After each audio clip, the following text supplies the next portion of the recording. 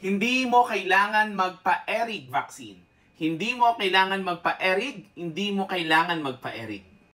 Hi guys, it's your dear Dr. Doc Francis. For your animal bite vaccination needs, ang aming address po ay 1918 M. Orolio Street, Poresa, Santa Mesa, Manila. Ano-ano nga ba ang mga dahilan kung bakit hindi mo na kailangan magpaturok ng ERIG vaccine? Number 1, kung ang sugat o kalmot or kagat na natamo po ninyo from dogs and cats ay mababaw lang at hindi naman po nagdugo and under category 2.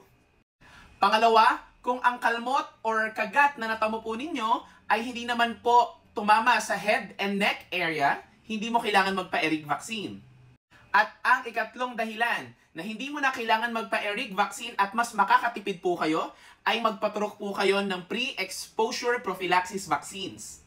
Yan po ang main benefit at advantage kapag kayo po ay nagpaturok ng pre-exposure prophylaxis vaccines. Na kapag naka 2 doses po kayo ng inyong pong pre-exposure prophylaxis vaccines, it will cover you for the next 3 years. At the same time, hindi nyo na po kakailanganin pa magpaturok ng mga ERIG vaccines kahit matamaan man kayo or makagat man kayo sa mukha, sa leeg, at kung malalim man ang mga susunod ninyong sugat, hindi nyo na po kailangan magpaturok ng ERIG vaccine. Kaya, kung kayo po ay high risk at lagi po kayo nakakagat, nakakalmot, mas maganda po na magpaturok kayo ng pre-exposure prophylaxis vaccines.